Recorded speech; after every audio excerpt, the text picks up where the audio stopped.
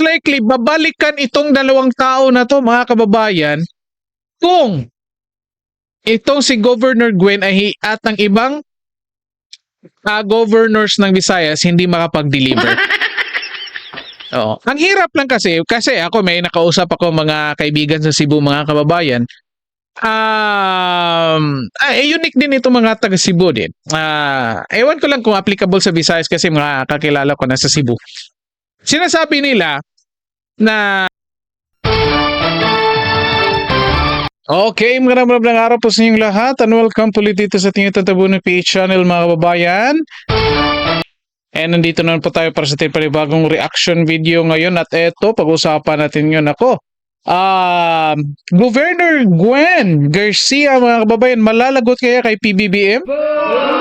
O bakit kaya? Ayan yung katanungan natin, yan yung pag-usapan natin ngayon, mga kababayan. Itong video natin ay maiksi lang, pag-usapan ng mabilisan talaga. At ngayon po, I think meron ng mga probinsya sa Visayas, mga kababayan. Ngayon po ay April 28. Ngayon, meron na nga. Kasi ngayong week, yung sinasabi nila mag-umpisa yung 20 pesos per kilo na bigas. Of course, plakpaka naman dyan. Pero yun nga, mga kababayan, sa isang video natin pinag-usapan natin na ito ay fake price. Mali tuloy yung button ko, mga kababayan. Fake price, bakit? Yung totoong presyo talaga ng NFA rice ay 33 pesos, mga kababayan. At ngayon, binibenta ng 20 pesos dahil merong subsidiya galing sa national government and local government or sa mga governors. So basically, yung 13 pesos ay pinaghatian niya ng local and national governments. Bale, 650. Kalayan nyo yan, 650. Yung local at national. 650 sila kada isang kilo. Di ba? And I think merong yung tao makakabili, ano ba to? Tagalog, sorry. Makabibili ng minimum or maximum ng 10 kilo per household yan, mga kababayan. Okay? Kung natatandaan nyo, kung nung bata pa ako, nakabili rin kami ng NFA rice. Yung time na yun ay mga 25 per kilo lang yun. NFA rice. Binibenta, merong particular na tindahan na pinagbibentahan. Okay, so anong ginagawa namin? Kasi nga 5 kilos lang maximum allowed per person yun. Okay, so anong ginagawa ng mga tao? Anong ginagawa namin? Halimbawa, 5 kami sa pamilya, 3 sa amin yung pipila. Hindi magkasunod, of course. Yan mga may 5 taong pagitan. Isa, then 1, 2, 3, 4, 5, then yung kapatid ko, then another 1, 2, 3, 4, 5, yung another kapatid ko. Parang ganyan, mga kababayan. So, most likely makakauwi kami ng mga around 15 kilos. Okay? Kasi nga, NFA limit lang, 25 kilos na bigas. Okay, hindi ko lang alam kung anong gagawin ngayon. Basta sa pagkakaalam ko, may nag-post na mainstream media na kung saan sinasabi na only 18 years old, yan yung limit ha, or qualification ng edad, age qualification na makabibili ng 20 pesos kilo na bigas, yung 18 years old and maximum of 20 per household, 20 kilo per household. Okay, so ito, mga kababayan, pag-usapan na bakit kaya ganun yung tanong natin, bakit malalagot ito. May papakita tayong video dito, mga kababayan, pinag-usapan dito. Tinanong yung isang professor ng UST, si Dr. Dennis Coronacion, mga kababayan, political analyst to. Okay? Political analyst ito. At tinanong kung anong status ng survey ngayon at anong masasabi niya dito sa 20 pesos per kilo na bigas. Okay, pakinggan natin mabilisan and then discuss natin din ng mabilisan. Okay, eto. By the way, bago nito i-play, mga kababayan, paki-like and share po ng video natin and then paki-subscribe din po sa ating channel. Okay, eto, umpisahan na natin. Dun sa huling SWS survey, siyam doon sa mga pumasok na kandidato sa Magic 12 ay from the Marcos slate. Bakit po kaya sila pa rin ang siguro mas napipisel sa puntong ito? Well, I think there are two reasons. Ano, una, yung bang individual strength ng mga administration bets rather. Siyempre, even though kasama sila doon sa BBM led na coalition, siyempre may mga kanya-kanya ng mga strengths yan. Say for example, at saka mga supporters, yung mga veterano na ng mga politiko, tumakbong pagka-presidente, say for example si Manny Pacquiao, si Ping Lacson. These are former senators, and last time during the last presidential election, they were also candidates. And we expect na people, their supporters will continue to support them based on their track record, past performance, at saka yung siguro charisma. Ganun rin naman yung may iba pang kasali, no? Now, on top of that, syempre, since they are part of the administration coalition, they enjoy ano man yung pwede ibigay ng isang being an ally of the president. So nandiyan yung resources at nandiyan ang advantage pa nila aside from the resources yung yung political network. So yung mga kakilala, yung mga supporters ng Pangulo at ng kanyang mga kalyado, definitely ibibigay suporta sa kanila. In fact, just recently we learned from news reports na galing ang Pangulo sa Cebu at nangako sa kanya yung mga Cebu governors na magde-deliver ng votes para sa mga administration candidates. So, ito po ang lamang ng ng administration candidates. Although hindi naman natin sasabihin na kumbaga man like Okay, stop lang muna natin dyan mga kababayan. At ito, pag-usapan natin ng mabilisan ito. Ito na nga, anong sinasabi doon sa pag-implementa ng 20 pesos pala, sorry, 20 pesos per kilo mga kababayan. Ako, may ipinangako pa lang boto itong si Governor Gwen Garcia. O sabi na political analyst, narinig niya sa balita na may pinangako na boto para sa alyansa. Ito na nga tanong natin, ako, malalagot kaya si PBBM? Vice versa rin ito mga kababayan. Malalagot kaya si Governor Gwen kay PBBM? On the other hand, ito rin tanong natin, malalagot din kaya si PBBM kung sakaling hindi makadeliver si Governor Gwen sa kanyang pinangako? Ito pag-usapan natin mabilisan mga kababayan. Ito. Okay, ito na nga. Survey pinag-usapan. Siyam sa mga pambato ng alyansa ay pasok sa survey.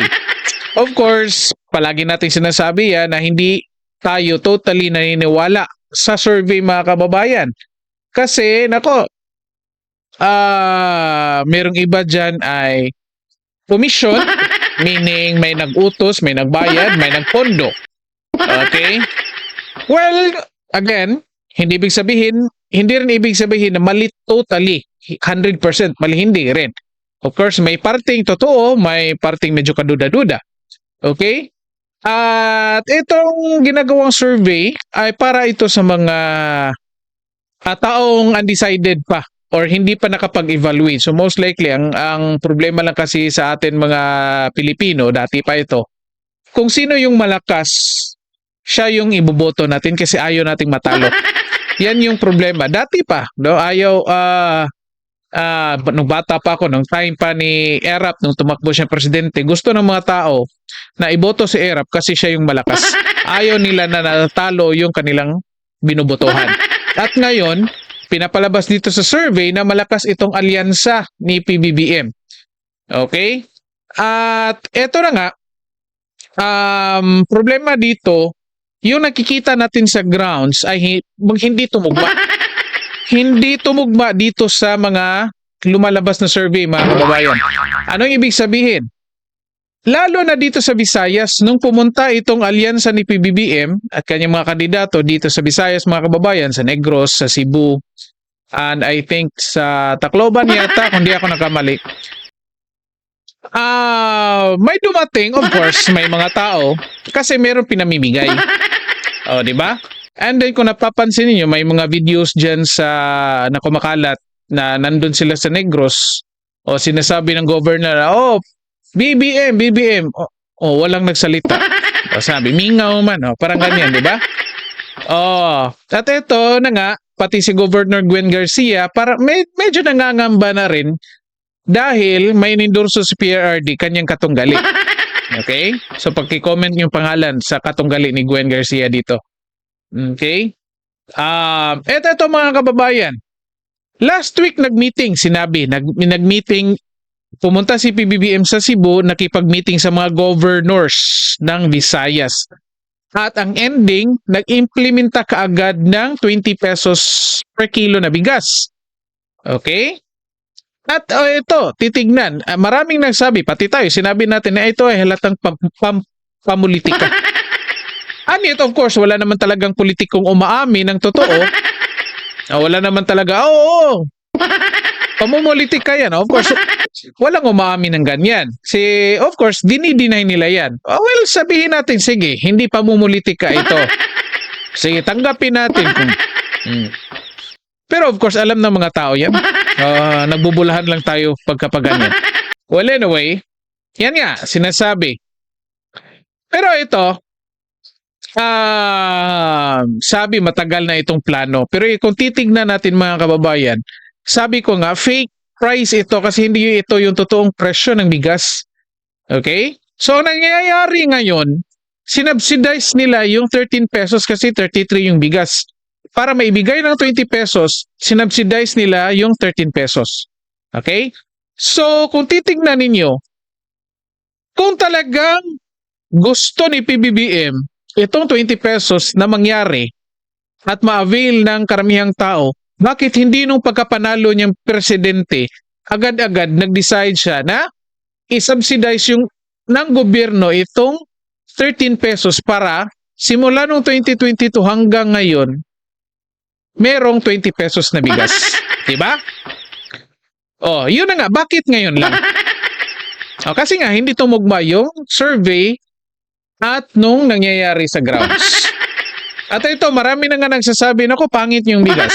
Of course, since inunahan na ng mga tao na pangit yung bigas, ang ibibenta nila yan, yung maganda, of course, di ba?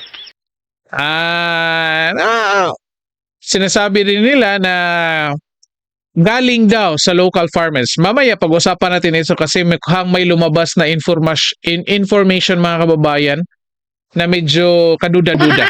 Okay? Mamaya sa susunod na video pag-usapan natin. Okay? At ito, anong nangyari?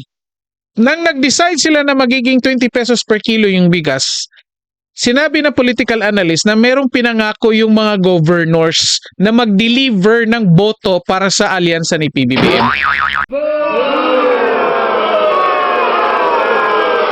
Di ba? At ito na nga.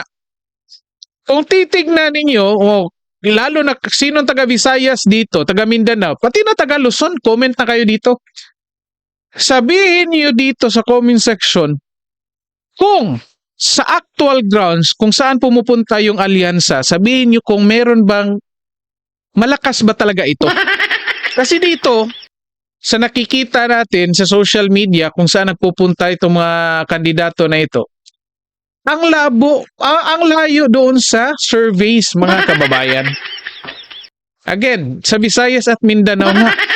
Ewan ko lang kung pumupunta pa ba ito sa Mindanao sila pagkatapos nung kinidnap nila si PRRD. Di ba?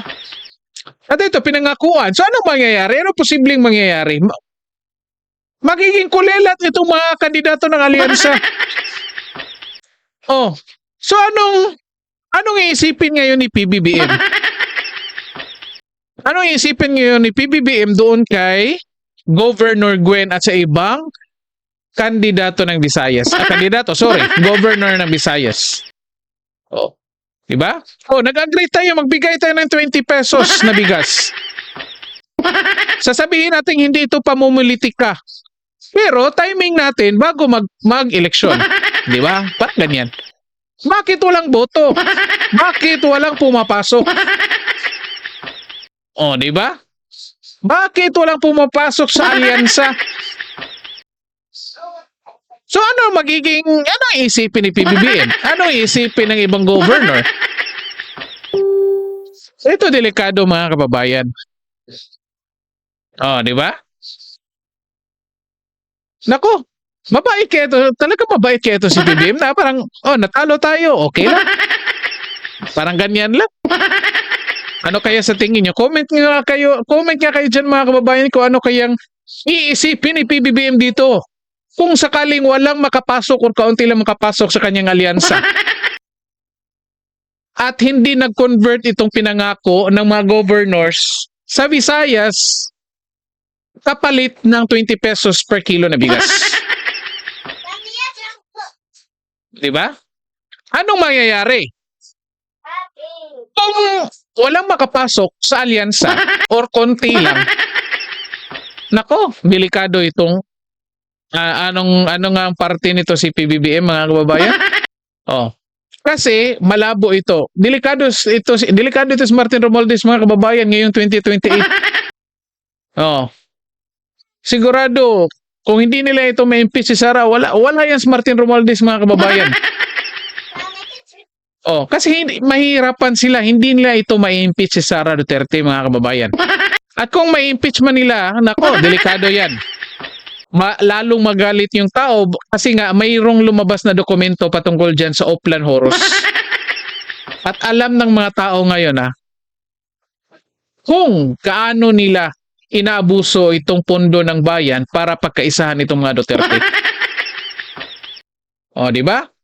So, tabla ito mga kababayan. Ano bang tabla? Patas. O, malalagot si Governor Gwen kay PBBM. Most likely, delikado din itong si PBBM kung hindi makapag-deliver sa Governor Gwen, mga kababayan. Bakit? Kasi, marami sa mga tao ngayon na mukhang boboto doon sa kalaban ng mga congressman, doon sa mga nag-impeach kay Vice President Sara. At anong mangyayari nito? Malaking posibilidad mga kababayan na makakapasok sa Congress ay mga kaalyado ng mga Duterte. O, di ba? At anong mangyayari? Nako, posibleng ma-impeach. Posibleng may ma-impeach dito mga kababayan na presidente. Sabi nga ni Sara, ang dami niyang alam na impeachable offense ni PBBM. Kailangan lang niya ng mga congressman na susuporta nito. O, di ba? So, most likely, babalikan itong dalawang tao na to mga kababayan kung itong si Governor Gwen at ang ibang governors ng Visayas hindi makapag-deliver. Oo. Ang hirap lang kasi ako may nakausap ako mga kaibigan sa Cebu mga kababayan. Unique din ito mga taga Cebu din. Ewan ko lang kung applicable sa Visayas kasi mga kakilala ko na sa Cebu. Sinasabi nila na sumusuporta sila kay Duterte sa mga senatoriables ng mga Duterte, pero karamihan din sa kanila sumusuporta pa rin kay Gwen. O, di ba? And then kung tatanungin mo sino ang mga kongresista mo, sasabihin nila, sumusuporta kami sa mga Duterte, pero yung mga congressman namin doon pa rin sa grupo ni PBBM kasi yan yung mga kilala nila, yan yung mga na-experience nila, yan yung nakakita nilang may mga proyekto. Mali kasi yung kasi dapat ako kung taga Cebu kayo, narinig nyo ito, nakikita nyo ito, kung talagang sinusuportahan nyo si Sara, suportahan nyo rin yung mga taong inendorso niya kasi yan yung mga taong hindi na babaliktad. Kasi nakikita nila ngayon kung anong mangyayari kapag bumaliktad sila sa mga Duterte. 'Di ba? Grabing bashing 'yan sa social media. Grabe yung iparamdam nyo sa mga nag-impeach kay Vice President, yung mga congressman, na mali yung ginawa nila. Mali yung pagtatraidor. Kita nyo. Okay? So again, kasi nga, marami na akong kikita sa social media nga, suportado nila si PRRD, si Sara. Yet, tanungin mo, sinong congressman mo? O, doon pa rin sa kanilang, ngayon doon pa rin sa mga taong pumirma sa impeachment. O, ano, bakit? O, paano mo masisiguro na pagbalik niya sa Kongreso, hindi na nila ipa-impeach ulit si Sara? Diba? Mas mabuting sigurado, iboto nyo na yung inendorso ni Sara ng mga congressman. Anyway, at least 3 years lang naman. Para tingin nyo lang yung 2028 para by 2028 makatakbo si Sara na presidente. Oh, and then next election, congressman, kung gusto nyo talaga butuhan yung then butuhan nyo. Most likely babaliktad na yun. Oh, well anyway, sabi ko nga mga kababayan, may excellent itong pag-usapan natin. Ito na nga. Mag-comment kayo dyan kung ano masasabi nyo dito. Dito sa parang natatrap itong dalawa or itong mga governors na ito at si PBBM dito sa kanilang 20 pesos na bigas. Kasi umaasa sila dito na dahil dito sa 20 pesos per kilo na bigas, makakakuha talaga sila ng boto. Okay? At sana naman po tayo mga botante, tayo mga bumoboto, pag-isipan naman po natin. 'Di ba? Pag-isipan naman po, hindi porket ginawa ng 20 pesos per kilo yung bigas, buboto na kagad tayo. 'Di ba? Again, fake price po 'yan, hindi po 'yan yung totoong presyo. Hindi po 'yan nag-a-address doon sa issues ng mga farmers. Na kung saan yung mga farmers talaga ang nagko-control ng presyo ng bigas. Kung maganda yung ani, marami yung ani, mas mababa yung presyo.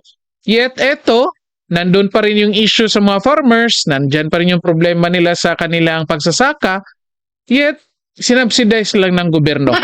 Akalain nyo? Yung bigas, binigyan ng subsidy. Yung PhilHealth, kinunan. Tingnan nyo kung paano mag-isip yung yung pamahalaan natin ngayon. Well anyway, mag-comment kayo dyan mga kababayan. And then, paki-like po and share ng videos natin. And then, paki-subscribe din po sa ating channel. Okay, so hanggang dito na lang po muna tayo. Maraming salamat sa lahat at magandang araw po sa inyo.